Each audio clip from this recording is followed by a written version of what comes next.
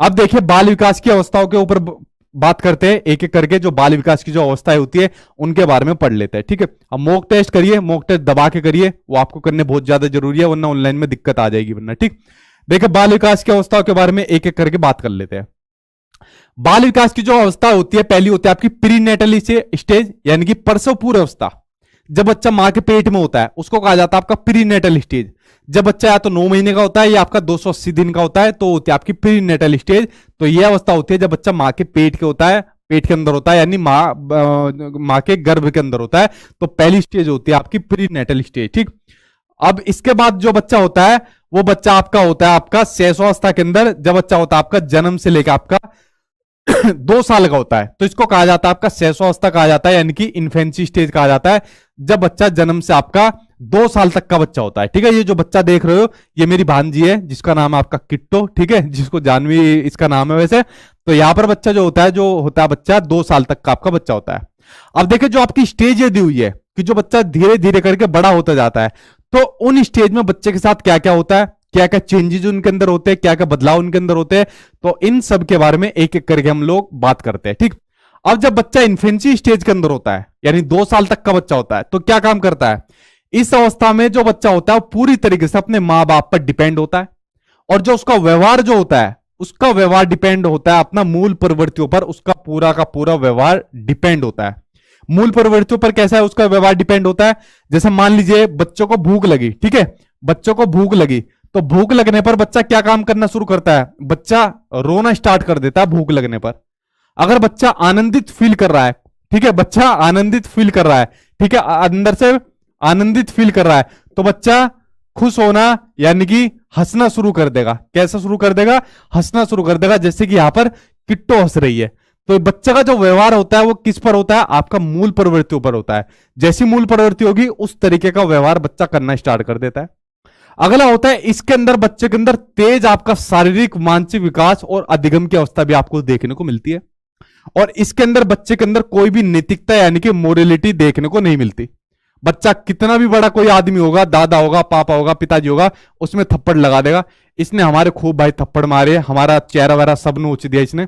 जैसे एक बार हमारे देश के जो प्राइम मिनिस्टर है वो मेट्रो के अंदर बैठे हुए थे, तो उनसे ऑटोग्राफ के लिए, उनसे मिलने के लिए लोग बाग लाइन में लगे हुए थे कि सर हम मिल लो हमसे मिल लो। तो एक छोटे से बच्चे को उन्होंने, नरेंद्र मोदी जी ने कहा कि भाई आजा हमारे पास आजा, तो बच्चे ने मुंह फेर लिया।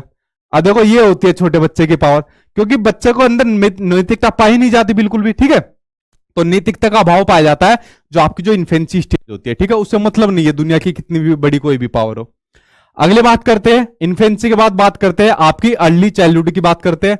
और अर्ली चाइल्डहुड के अंदर आ गया अगला जो शैतान बच्चा है जो है तेजी भाई, मतलब जो हम मेरा भांजा है जिसका नाम आपका तेजस, ठीक है, सॉरी तेजस्वीर खारी पूरा नाम ये भाई बोलता है वरना चिढ़ जाता है, ठीक है। तो इसके बारे में बात करते हैं अर्ली चाइल्डहुड स्टेज के बारे में। अब बच्चा हो गया आपका 2 साल से लेकर 6 साल तक का बच्चा हो गया, ठीक है। अब बच्चा हो गया आपका 2 साल से लेकर 6 साल तक का आपका बच्चा हो गया। इसके अंदर बच्चे के अंदर पाई जाती है आपकी जिज्ञासा, क्यूरियोसिटी बहुत पाई जाती है। हर चीज के बारे में क्वेश्चन पूछेगा आपसे कि ऐसा क्यों नहीं है मम्मी, ये ऐसा क्यों नहीं है, वो हमारे कौन लगते हैं, वो घर पे कौन आए। हर चीज के बारे में सबसे ज्यादा क्वेश्चन पूछेगा। क्यूरियोसिटी बहुत ज्यादा देखने को मिलती है आपकी किसके अंदर, आपकी अर्ली चाइल्डहुड आपकी स्टेज के अंदर क्यूरियोसिटी आपको देखने को मिलती है, ठीक है, जो आपकी अर्ली चाइल्डहुड जो आपकी स्टेज होती है, ठीक। उसके बाद आपकी इसी अवस्था को कहा जाता है आपका टॉयज कहा जाता है, यानी कि आपकी खिलौने की अवस्था कहा जाता है। हमने और आप लोगों ने जब हम 6 साल तक के थे तो खूब खिलौने इसके अंदर खेले थे, ठीक है, तो गाड़ी चलाई थी या जो भी अपने खिलौने खेले, तो टॉय एज यानी कि खिलौने की अवस्था इसको आपको कहा जाता है। उसके अलावा इस अवस्था में क्या होता है, जो बच्चा होता है वो कल्पनाशीलता वाले गेम्स खेलता है। देखो सीटेट वाले इस तरीके के क्वेश्चन पूछता है, या प्रतीकात्मक खेल जो खेलता है, तो इस स्टेज में खेलता है वो, ठीक है। आपने कल्पनात्मक वाले गेम कैसे खेलता है, जैसे गुड्डे गुड़िया वाले खेलता है। कैसे, गुड्डे गुड़िया वाले खेल खेलता है कि भाई गुड्डा जो होगा उससे राजा बना देगा और गुड़िया को बना देगा रानी बना देगा।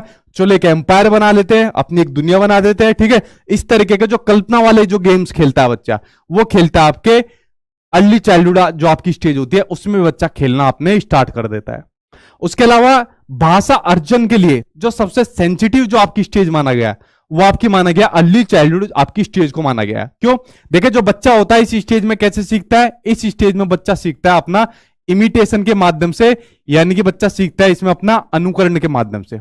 अब देखिए 6 साल का बच्चा जो कैसे सीखता है, अपनी मातृभाषा को कहां से सीखता है, अपने परिवार वालों से सीखता है। अब जो भाषा उसके परिवार में बोली जाती है उसको वो अनुकरण करके सीख लेता है, ठीक है। तो जैसी भाषा परिवार के अंदर बोली जाएगी उसको वो अनुकरण करके सीख जाता है। इसलिए कहा जाता है छोटे बच्चों के सामने हमेशा आदर्श भाषा आप लोग बोलिए, ठीक है। तो उसको कैसे सीखता है, वो अनुकरण करके यानी इमिटेशन करके वो सीख जाता है। तो इसलिए इसको भाषा अर्जन के लिए बड़ा सेंसिटिव टाइम पीरियड कहा जाता है। इसलिए जैसी भाषा बोलोगे उसको कॉपी करके वो सीख जाता है, ठीक है। तो ये बात आपकी क्लियर होगी आपकी अर्ली चाइल्डहुड आपकी स्टेज के बारे में। अगली बात करते हैं आपकी मिडिल चाइल्डहुड स्टेज के बारे में, या लेटर चाइल्डहुड इसको स्टेज भी कहा जाता है, दोनों आप लोग इसको कह सकते हो। ये स्टेज होती है, अब बच्चा हो गया आपका 6 साल से लेके 11 साल तक के बीच का बच्चा हो गया। अब आपका 6 साल से लेके 11 साल तक के बीच का आपका बच्चा हो गया, ठीक है। तो 6 साल से लेके 11 साल तक के बच्चे के बीच में क्या क्या आता है उसके ऊपर एक बार नजर डालते हैं, ठीक है। वेरी गुड भाई, 52,000 आप लोगों ने करा दिए, ठीक। तो देखते हैं 52,000 से ज्यादा और आप लोग कितने लेकर जाओगे। 6 साल से लेके 11 साल तक का बच्चा देखिए क्या क्या करता है, इसको कहा जाता है आरंभिक स्कूल की एज। अब देखिए 6 साल का बच्चा है तो 6 साल का बच्चा स्कूल के अंदर अपना एडमिशन ले लेता है, तो इसलिए स्कूल की आरंभिक एज इसको कहा जाता है। पहली चीज ये हो गई। उसके अलावा इस स्टेज को कहा जाता है गंदी अवस्था कहा जाता है। आपने देखा होगा जब बच्चा 6 साल से लेकर 11 साल तक का होता है स्कूल के अंदर जाता है तो खाना खाएगा कपड़ों के अंदर गिरा लेगा, स्कूल से जाएगा या आएगा तो रास्ते के अंदर कोई भी कीचड़ की जगह दिखेगी वहां पर जाकर कूद जाएगा, पार्क से खेल कर आएगा कपड़े गंदे कर आएगा, ठीक है। एक ऐड आता है ना कि दाग गंदे है वो कपड़े गंदे कर आता है, फिर उसकी मम्मी या दादी वो 10 रुपए का पता नहीं कौन सा देती है कि दाग गंदे है जा बेटा इससे साफ कर ले। तो गंदी अवस्था इसको कहा जाता है, डर्टी आपकी स्टेज कहा जाता है। खेलों की अवस्था इसे कहा जाता है, ठीक है। तो खेलों की अवस्था किसे कहा जाता है, आपकी जो आपकी यह होती है मिडिल आपकी चाइल्डहुड आपकी स्टेज हो जाती है, ठीक है। संग्रहण करने की अवस्था इसको कहा जाता है। देखिए कंफ्यूज मत हो जाना, टॉय एज जो होती है जो खिलौने की अवस्था होती है वो तो आपकी अर्ली चाइल्डहुड होती है जो खिलौने की अवस्था होती है, और जो खेलों की अवस्था होती है ये आपकी मिडिल चाइल्डहुड हो जाती है, ठीक है। दोनों में कंफ्यूज मत हो जाना। संग्रहण करने की जो प्रवृत्ति पाई जाती है, कलेक्ट करने की जो प्रवृत्ति पाई जाती है वो आपकी मिडिल चाइल्डहुड के अंदर पाई जाती है। जैसे हम लोग जब स्कूल के अंदर पढ़ते थे तो मैं WWE के कार्ड को स्टोरेज करता था कि ये अंडरटेकर का कर लिया, ये ब्रोक लेसनर का कर लिया। जो हमारे साथ में लड़कियां पढ़ती थी वो मोर के पंख को करती थी कलेक्ट, किस हमारे अंदर बुद्धि तेज हो जाएगी, ठीक है। हुई नहीं किसी के अंदर बुद्धि तेज, ठीक। तो कलेक्ट करने की यानी स्टोरेज करने की प्रवृत्ति इस स्टेज के अंदर आपकी पाई जाती है। आगे बात करते हैं इसी स्टेज का कुछ और पॉइंट के बारे में। इसे टोली की, समूह की या गैंग की अवस्था कहा जाता है। देखो जब हम स्कूल के अंदर पढ़ते थे तो स्कूल के अंदर हमारे दोस्त यार हमारे बने हुए थे, जैसे स्कूल के बाद लौटकर घर पर आए अपना बैग छोड़ा और सीधा उनके साथ घूमने निकल गए। तो इस स्टेज को कहा जाता है, इसलिए टोली की, गैंग क्या, समूह की अवस्था इसको कहा जाता है, क्योंकि दोस्तों के साथ हमें घूमना फिरना उस टाइम पर बहुत पसंद था।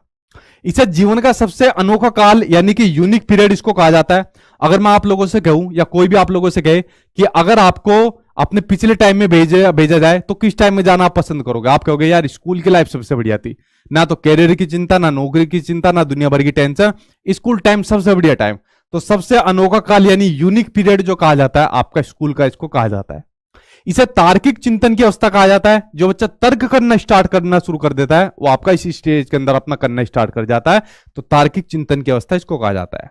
जो अगली स्टेज बची है आपकी, अगली स्टेज आपकी किशोरावस्था यानी कि जब बच्चा आपका 11 साल से 18 साल का हो जाता है, ये आपकी एडोलसेंस यानी कि आपकी किशोरावस्था।